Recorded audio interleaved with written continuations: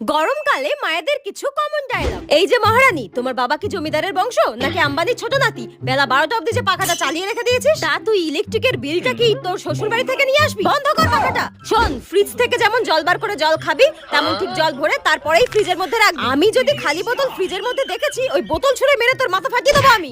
টেপি, একদম কিন্তু ice cream cold drinks খাবি না, তোর কিন্তু ঠান্ডা দাঁত বলে দিলাম আমি। আরে আরে, পাখাটা বন্ধ কর। এক্ষুনি তো বাইরে রোদ থেকে আসলি, একটু ঘামটা জুড়োতে দে, তারপর তো পাখাটা চালাবি নাকি? এক্ষুনি ঘামটা বসে ঠান্ডা লেগে যাবে, তারপর আবার গাদা গাদা টাকা ওষুধের পেছনে খরচা করতে হবে। ভালো লাগে না আমার আর, বন্ধ কর পাখাটা।